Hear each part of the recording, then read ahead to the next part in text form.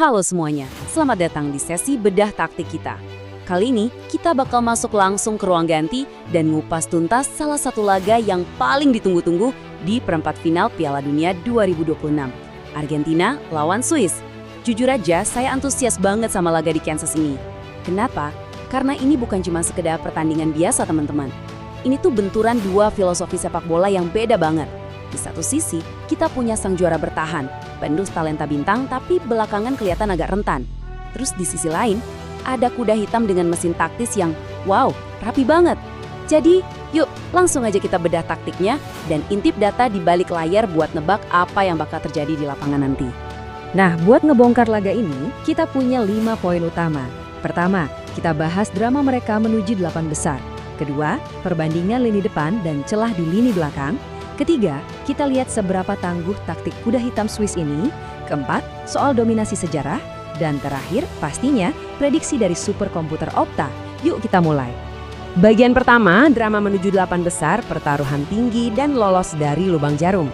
Perjalanan ke perempat final ini benar-benar nggak gampang buat kedua tim, dan di fase ini yang namanya mental itu sama pentingnya sama taktik. Ngomongin soal mental, coba deh kalian ingat lagi momen krusial kampanye Argentina kemarin. Bayangin, kalian ini juara bertahan. Waktu tinggal sisa 12 menit dan kalian lagi tertinggal 2-0 dari Mesir. Normalnya sih pasti panik kan? Tapi luar biasanya Argentina sukses membalikkan keadaan jadi kemenangan 3-2. Dan itu di waktu normal loh. Sebagai analis, saya ngelihat ini sebagai bukti nyata mentalitas juara yang nggak main-main. Tapi, tunggu dulu. Ini juga jadi alarm bahaya. Fakta bahwa mereka bisa tertinggal 2-0 di laga krusial fase gugur, itu ngebuktiin kalau ada celah menganga di sana yang pastinya bisa banget dimanfaatin sama lawan yang cerdik. Tapi stabilitas mental mereka itu bisa kita tarik ke satu angka ini, 11. Ya, sejak kekalahan mengejutkan 2-1 dari Arab Saudi di laga pembuka 2022 lalu, skuad asuhan Lionel Scaloni ini udah merangkai 9 kemenangan dan 2 hasil imbang di Piala Dunia. Ini rekor tak terkalahkan terpanjang dalam sejarah mereka di turnamen ini loh. Kelihatan banget kan? Biarpun proses di lapangannya kadang bikin senam jantung, secara hasil mereka tuh stabil banget. Tentu aja rentetan luar biasa itu nggak bisa lepas dari nama Lionel Messi. Sang maestro ini emang jenius, tapi ya tetap manusia biasa. Di umur yang ke-39 dia bikin sejarah gila. Pemain pertama yang selalu cetak gol di 6 laga fase gugur beruntun.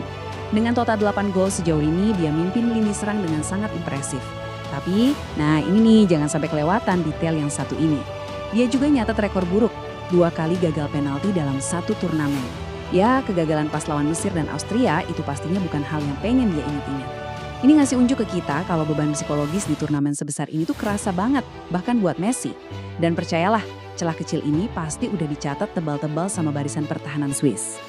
Lanjut ke bagian kedua, lini depan lawan celah bertahan. Dilema sang favorit. Disinilah pertarungan taktis yang sesungguhnya bakal tersaji. Dilemanya tuh jelas banget. Lini serang Argentina ini brutal, bener-bener mematikan. Mereka punya deretan penyerang elit yang selalu sukses nyetak gol di 14 laga Piala Dunia terakhir. Bahkan mereka bikin minimal 2 gol di 11 laga beruntun. Itu gelombang serangan yang susah banget dibendung. Tapi, di balik itu, ada mimpi buruk taktis buat Scaloni.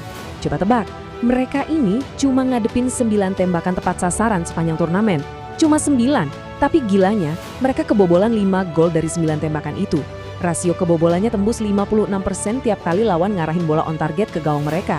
Secara taktis, angka ini ngebuktiin kalau pertahanan Argentina tuh rapuh banget pas kena transisi negatif atau serangan balik cepat.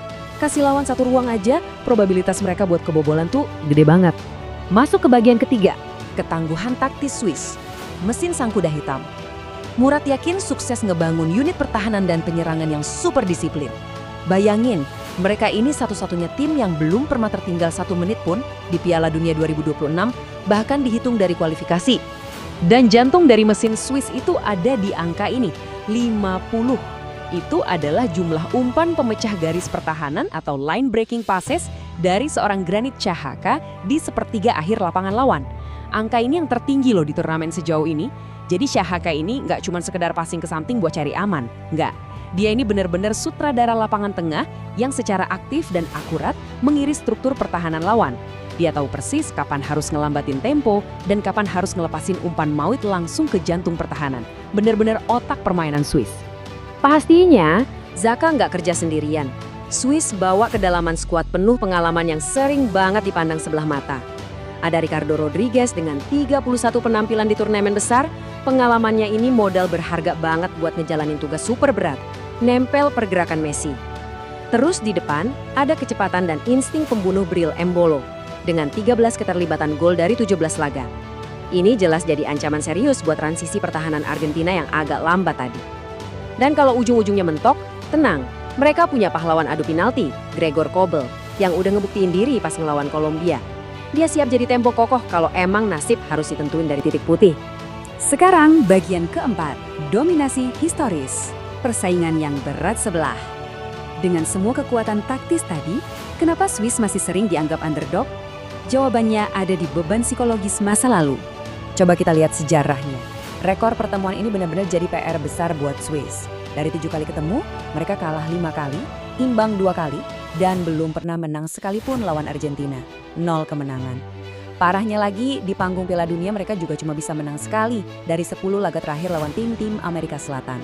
Udah pasti, Argentina megang keunggulan psikologis yang mutlak di sini. Pertanyaan taktisnya sekarang, bisa nggak sih sistem disiplin racikan Murat Yakin ini ngebungkam suara-suara keraguan dari masa lalu itu? Dan sampailah kita di bagian kelima, prediksi superkomputer Opta, mensimulasikan perempat final. Oke, kita pinggirkan dulu opini manusia, dan mari kita lihat apa kata data objektif setelah mensimulasikan laga ini sebanyak 25.000 kali. Berdasarkan simulasi waktu normal 90 menit, kualitas individu dan tajamnya lini depan bikin Argentina diunggulkan dengan probabilitas kemenangan 57,1%. Di atas kertas, mereka emang favorit mutlak. Tapi, jangan remehin potensi kejutannya. Ada 24,2% peluang laga berakhir imbang dan 18,7% Swiss bakal menang. Kalau kita gabungin, artinya ada peluang hampir 43% Swiss bisa nahan imbang atau bahkan ngasih kejutan pahit buat Argentina. Data ini secara objektif ngevalidasi betapa solidnya formasi Swiss, sekaligus ngingetin lagi soal kelemahan transisi Argentina yang bisa jadi bumerang. Kita udah bedah semuanya. Mulai dari kecerdasan taktis, kelemahan pertahanan lewat angka, sampai rekor sejarah yang menghantui. Sekarang, semuanya bakal dibuktiin langsung di atas rumput lapangan Kansas. Pertanyaan terbesarnya buat kita semua. Apakah skuad Swiss yang super disiplin ini bakal berhasil menghapus kutukan sejarah? Atau magis seorang Lionel Messi yang bakal kembali jadi penentu untuk ngunci tiket ke semifinal? Nanti pas nonton, saran saya, perhatiin banget kecepatan transisi umpan Xhaka ke celah pertahanan Argentina.